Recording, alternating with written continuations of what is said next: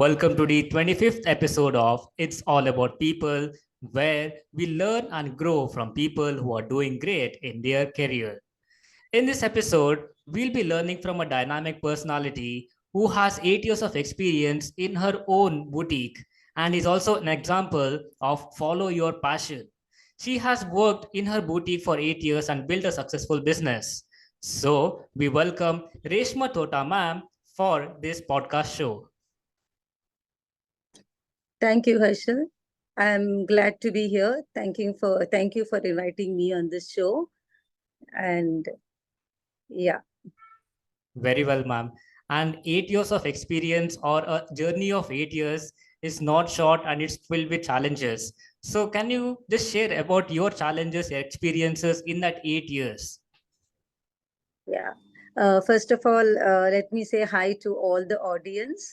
Hello, you good people out there, and have a very good day. I am Reshma Thota. I own a boutique Teams in Udupi.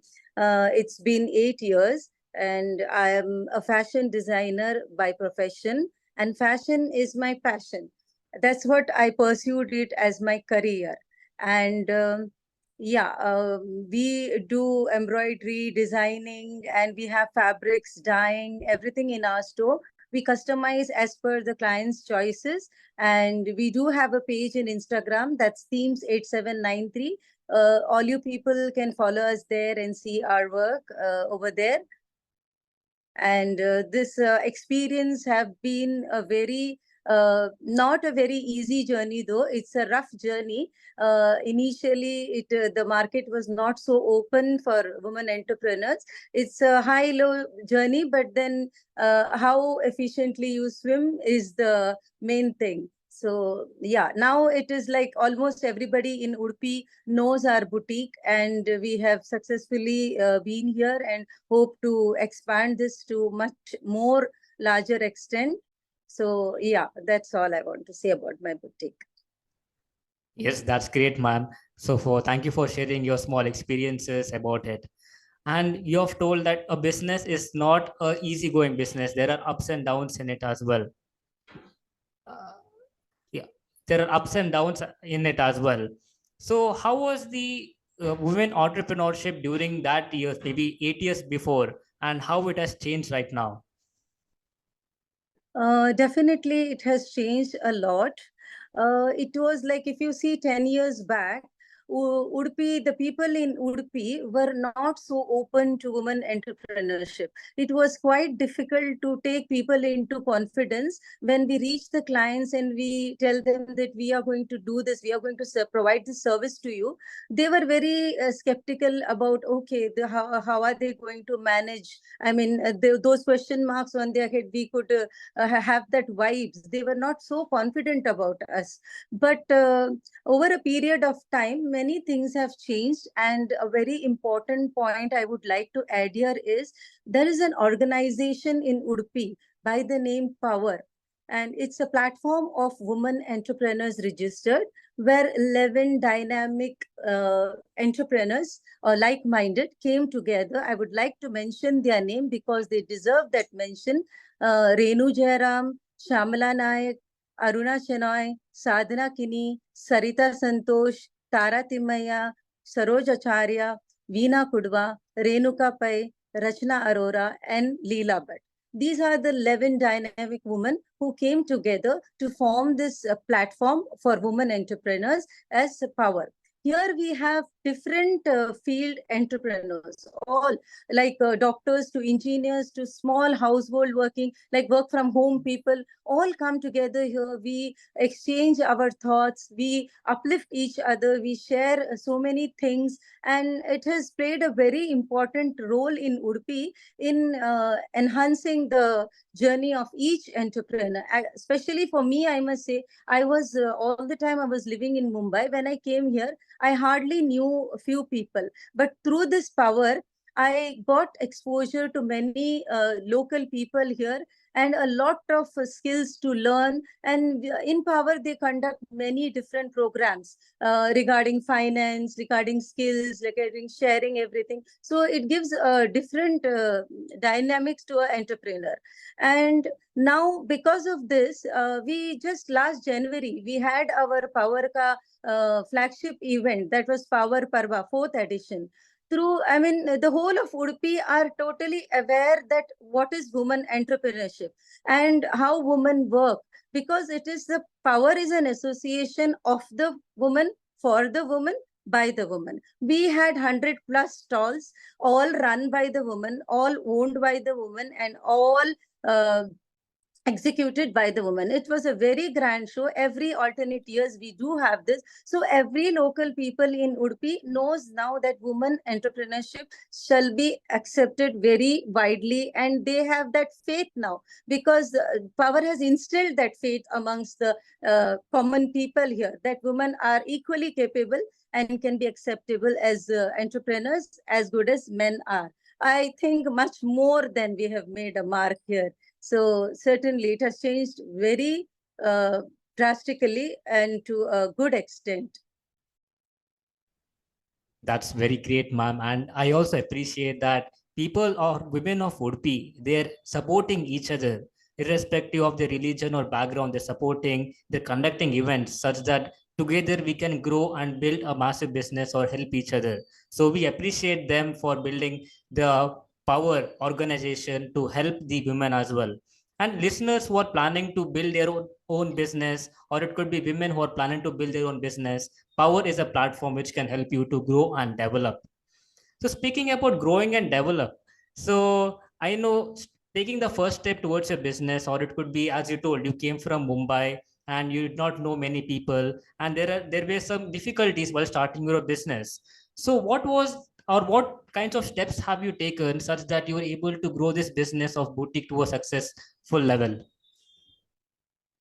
Yeah, another point I would add here is regarding Power is, we members of Power, at least for me, I am very proud to say that I'm a life member of Power. I mention it everywhere because that has become a sort of identity here in Udupi. Oh, Power. So everybody knows Power. So that itself is a very great achievement for a woman entrepreneur.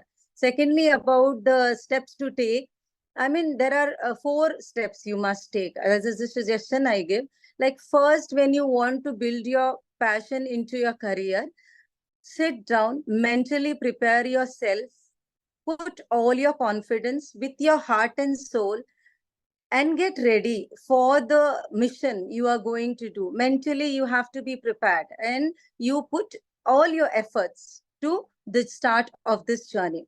Secondly, I would suggest everyone to start on a small scale. Never take big leaps, because the downfall also could be massive. So I would suggest that try to work from home.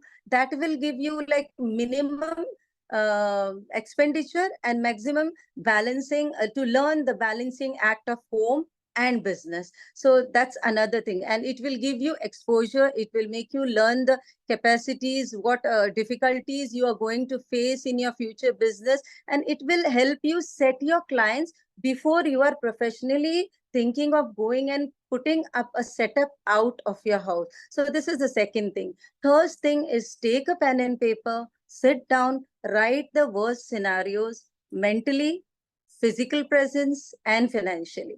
Write them out. At least for 3 months, you should be financially able to handle the business if something goes wrong.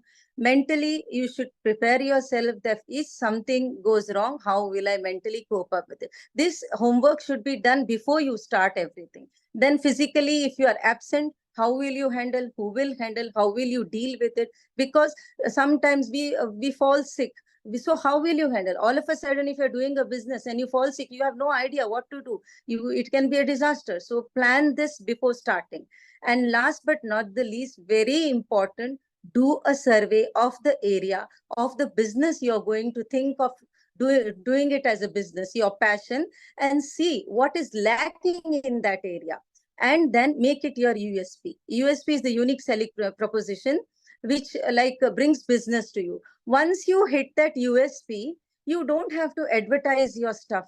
Whatever is lacking in that area, if you provide the consumers and customers that particular thing which people are waiting for, you don't have to hunt for customers. The customers will hunt for you and they will come you wherever you are. Doesn't matter. Because first time when I put a boutique, it was a 200 square feet boutique, and it was just behind the building. It was not visible on the road. The only thing I provided was all the stuff, all the designing stuff, all the, like when I used to come from Bombay and go to a tailor, if I used to give them designs in particular, they were very skeptical about doing. Ke ye nahi kar sakte, we want a photograph of this and this, you give me this lace, you give us this pattern. It was very hectic to make a dress of your choice. So I wanted customers to come in just with the idea in their mind, and we get everything for them. We make it accessible for them. So that thing I did, and it was very easily spread, and people searched for my boutique and they came. So this is one thing people should always remember. Whichever passion, whichever field of work you are, there is always some scarcity in the market, some new scarcity which people are looking for. Hit that thing and your business will surely run. That's excellent, ma'am. And while starting a business, we know that it is 90% mindset and 10% communication. So we need to prepare ourselves mentally, bringing that confidence that we know or we can become successful or we can start our own business. And also the activity that we do as well, that is 20% of our activity brings 80% of our profit or productivity. So that is the thing that we need to focus on. Most people, they focus on 80% of their work and they do only 20% of their productivity. So that is how we need Yes. to change ourselves and also grow. And while coming Yes, well to, said. yes, ma'am, that's the thing.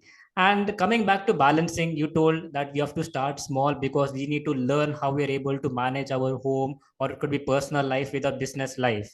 So how, as a housewife, because you started your business when you were a housewife, so how did you balance your time and how did you balance your activities to grow your business? See, it is very challenging for every woman. The dare to be a entrepreneur itself is a challenging dare for every woman, because they can't leave the home unattended. If they are physically not present, they are mentally, they are always, the home is always in their mind. So apart from, every woman faces that challenge. But for me, it was a little more tougher, because I have a Down syndrome child who is now 16. But when I started, she was just 6 years old. But to manage her and the business was a real challenge for me, because she needs more time, more care, more patience than any other kids. So it was, initially it was difficult. I had a house help. Okay, so she used to manage that, and I used, that's why initially when I started the business, I didn't come into fashion, because I was very good at decorating venues. I used to help my friends, cousins, providing events which were like not available with the event organizers. So like welcoming the bride, welcoming the guest at the home, decorating the home. This was not provided by the local event organizers. So I used to do that in family and my friends. So people started praising me for that. So what I thought of is, I will start this from home. For 2 years, I did event organization. That would give me maximum time at home and choice of time and date to accept the work or not to accept the work. So that gave me a very good this, and I needed the capital. I had a dream that I want to be a self-made woman. I didn't want to take a loan or borrow money from my parents, husband, anyone, and do it, because I wanted to own my own capital. So that is one thing I had to do. So the starting from home was a very good option for me. So slowly there I learned how to manage. Later on, as you know, in events we have to work mostly in the nights. All of a sudden, what happened, my house help left the job. Now in the night, I couldn't leave the child unattended and go to the site and work. So I was 2 days, I was completely disturbed. Then again, I mentally focused on myself, and I thought to myself, my business should not depend on any person who is going to help me or not help me. It is me who's going to handle everything. So in that example, I'll give you the worst scenario I thought was, if I don't get a house help, I will carry my baby in the car. I will make her sleep. I will do the work there. And that's what I did for a couple of times. But I won't give up just because I don't have a maid, because you don't have a guarantee how many helps you will get, how many staff you will get, who will leave when, that all. If you face this challenge and accept this challenge, nothing can stop you or beat you. So that's what I learned. So slowly learning this. Night shifts were a little difficult for me, and always fashion was my dream. This events was not my dream. So I switched to, as soon as I got a little capital in my hand, I switched to this boutique with a very small investment and a small this.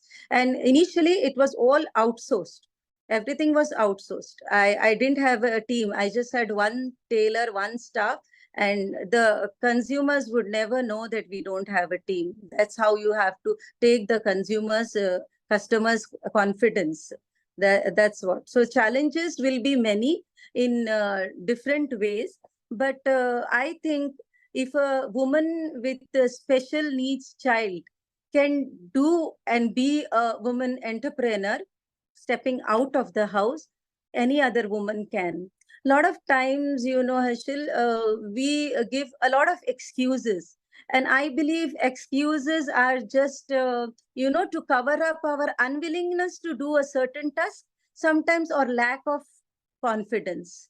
Actually, we fool ourselves by giving excuse. I believe if there is a will, there is a way. If you're not doing it, you don't will to do it. That's the thing I believe in. Also, my respect you for the things that you have told. And I could relate to one of the story which I've already learned from, I mean, seen in YouTube as well. Similarly, a woman, she's also into network marketing and she has built a successful business. She also has a Down syndrome child. And how we have told that where there is a will, there is a way. Same thing she has also done. And thing is, you also mentioned a Herschel, Herschel, now also, like when I'm in the boutique, my daughter is free to call me anytime. All my customers know her, and anytime I will not scold her that I am with the clients, I am this, I am that, and hang her phone. All my clients know her. I just keep the camera on, keep a earphone, I attend the clients and her. So that is the balance. So she also doesn't feel that my mom is not with me all the time. Physically, I'm not there at home most of the time, but then that's the balance till day. Maybe there are house help, parents, everyone, I mean the siblings, everyone, but still this is a day to day thing which will go on and on. So this is one thing. Sorry for interrupting you. No, ma'am, it's fine. It's fine. It's really great that you're sharing your message about it as well, because it is really important. People do not value the success that we see. Okay, you might be there for 8 years, you have built a successful boutique, but did not see your backstory. That okay, these kind of challenges that even women are facing as well. That it can give a ray of hope. Ki if maybe Reshma ma'am is able to do it if she has a Down syndrome child, and me with having a perfect family, even I can also do better than that. So that kind of belief that Sure. you, yeah, that kind of belief that you're giving it to people, that's really great as well. And while coming to family, family is really important. You told that you have balanced your family really well, and you mentioned a small story that even if you're attending your clients, you're still responding to your family back as well. So how do you think family will play an important role, or it could be if they have a supporting family, or if they do not have a supporting family, so how that person or that woman should take care of her business? See, regarding family, there are two parts of the family. First comes the family which you live with, your parents, your in-laws, your husband, and your kids. So this is a major thing. First of all, when you do a business, sit with them, explain your plan, show them your dream, show them your ambition, and try to explain to them and take them into confidence that what you are doing, for what you are doing. Every time, it's not only the monetary gains, there is much more to it. So all this needs to be explained, because lots of men always believe like, okay, we have so much money, why do you want to struggle out there? So it is not only the economic satisfaction, there is a lot more to it. We need to explain to our family. May it be a child of 10 years or a 18-year-old child. We make them sit and understand. Fine and good and very lucky you will be if they will support you. That will become your backbone, and half your struggle is won.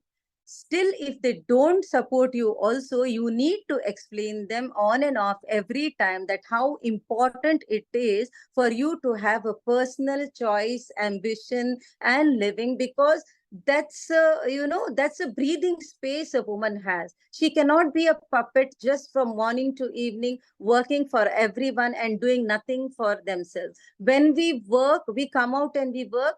That is maybe apart from all the other things we get, like the monetary and all, it gives you real pleasure and satisfaction. I call it as a like breathing space for us. It's like that. You breathe in your own space when you are in your store, shop, a small this whatever it is set up.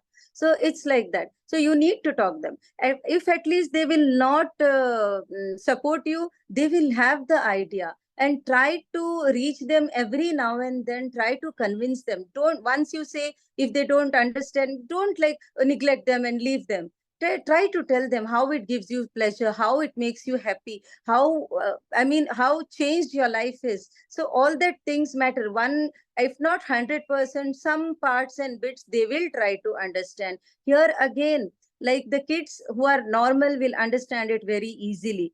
For me, for making my daughter understand, I had to train her. I'm very, very, very proud to tell you, I have trained her so well that she has a small business of her own of making bracelets, beading bracelets, and making chocolates. So much of business I talk to her and make her feel that it is so important in life that you do something what you like. She owned this too, though she does it with my help and some other help, but she has that small business and she has that small earning. And every day when she does it at home, I count the number and give her instant money also. And when it is sold, it's sold in my boutique itself.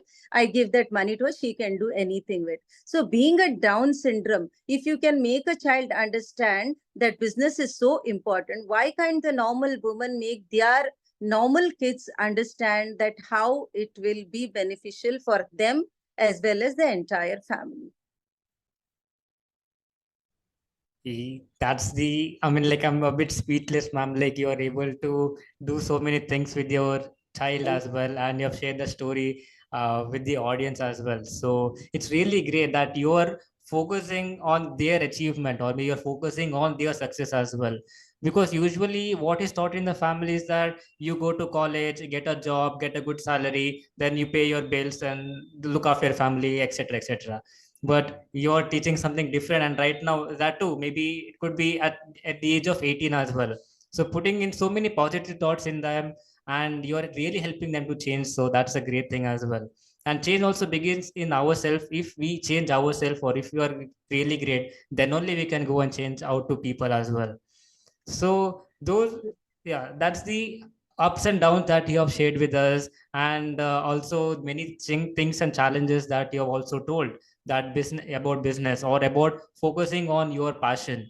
So everyone should understand that living your passion, it's very great. Like, if you reach to the end of it, it's really great, but in the process of it, it's really ugly, it's very dirty, it's very painful. You need to go through that process to become the person that you want to be. And in your you. process as well, ma'am, like, maybe you were not so young, or maybe you did not have much energy, you started out late, that many people tell ki you might be old, why are you starting business right now, and so many things. So do you think that age has played an important factor, or will it play an important factor in building any business? Actually, age must not matter. It should absolutely not matter, because although we have a first glance of the word entrepreneurship, we just can imagine young people, ambitious people in their 20s, 30s, struggling to achieve in the business world, and very energetic. And that's because the media sells the stories of teenage entrepreneurs and young billionaires. So actually, it's not the whole truth. It's a part of the truth. I'm thankful to people like you, Herschel, and the social media nowadays who are bringing up these stories where age really, really doesn't matter to achieve your goal or to be an entrepreneur. I can tell you there's a girl called Hannah Grace. She's just 10 years old. She owns a brand, Beautiful. We all can Google and see. She owns a brand. She is 10 years old. And while all the other kids are busy playing, she is studying, playing, and she's entrepreneur. Another example I would like to give is an Indian woman, Jaswant Kular. She started off in 60 of Indian spices blend, where women think okay, now it is time to go to Kashi, Kaaba, Ram, Allah at 60, huh? Harshil? So she started her business. So she's a successful woman. All you people can Google that and see. So where does age matter? Age is just in your mind. It doesn't, it will physically make your body a little weaker. Yes, I would say, but that too has many other remedies you can cope up with that. But for to achieve your dream and ambition, age really doesn't matter. As for me, as in my late 30s, when my second child was born, I gave it a thought like, okay, I had planned for two kids. Now, second child is in seventh. So now I'm going to start some business. By God's will, I conceived again. And the third one was this Down syndrome baby. Now, when she was born, honestly speaking, I was devastated because this was not expected. Okay, this was not expected. After that 2 months, I was in depression and I don't know, I couldn't cope up. But thanks to my brother, who is a doctor, he counseled me a lot and he made me face the truth in 2 months. And he told me that you are the only medicine that can help your Down syndrome daughter to achieve the maximum till her 6 years.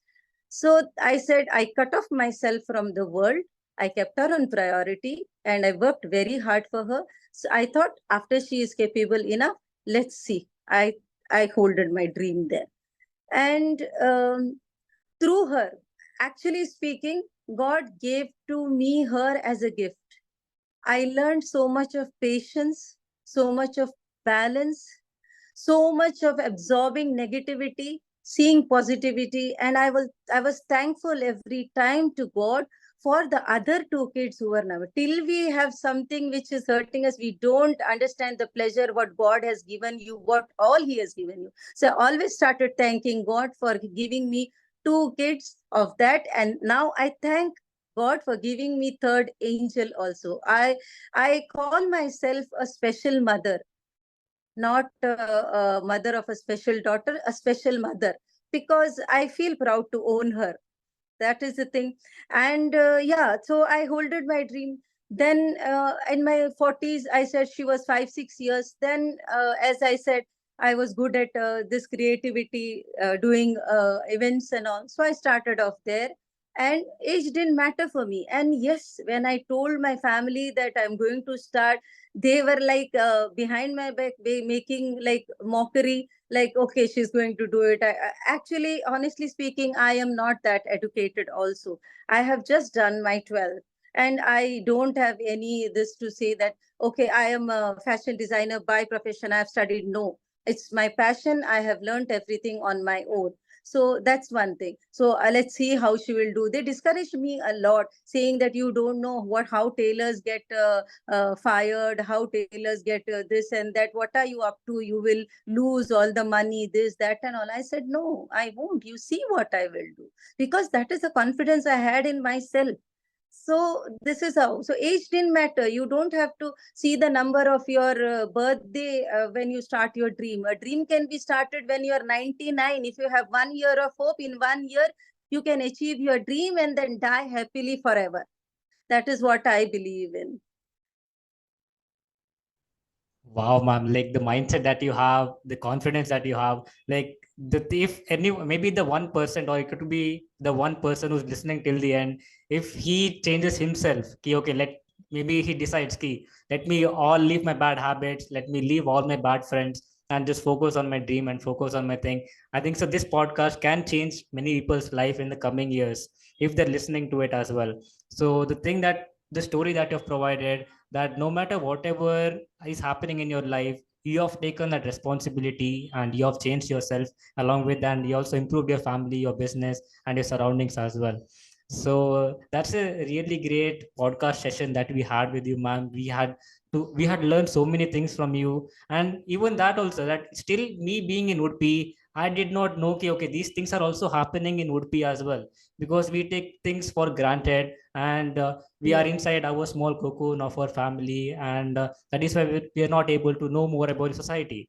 So this podcast show can help many people in the coming lives. And thank you, ma'am, for sharing your time and being with us, sharing your story and helping our people as well. And thank you, Herschel, for having me on this show. I would like to add another point to it. I told you about my NGO We Care. This was my dream. Like, whatever, maybe if I earn 10 rupees, I should give one to a poor, 1 rupee to a poor. That was my dream. So I opened this NGO. I do crowdfunding for many kids' school fees. And the main thing, what I do is, you have seen many people. Crowdfunding for people where they show their photos, their family. I have till date not shown any of the beneficiary photo or the victim's photo. That's because I want to respect them as good as we are. So that's how I try to help them. And then I managed to provide loan to 4 or 5 people without interest, and they repay back, because COVID has taught us a lot. It has devastated lots of your families and life. So this is one thing I would like to add, that uh, please, wherever and whatever business you do, donate something. The pleasure which you get when you are donating something to anyone, that pleasure cannot be sought by any other way of act. So this is one thing I would like to add, whoever is listening. May it be 1 rupee also, it makes a difference. We see so many fundraising things and we think कि 50 rupees इसको भेजेंगे क्या फर्क पड़ेगा, बहुत फर्क पड़ेगा. 50 लोग अगर 50 rupees भेजेंगे तो फर्क पड़ेगा. सो 1 रुपया भी अगर आप डोनेट करते हो, don't think that your 1 rupee is not going to be significant to the other person. It's very important. Every drop makes an ocean. So that's one takeaway point, please, to all the listeners here. Yes, so thank you, ma'am. Thank you for that valuable point that you have mentioned. So we will donate, we will help people as much as possible so that we can improve ourselves and also the society.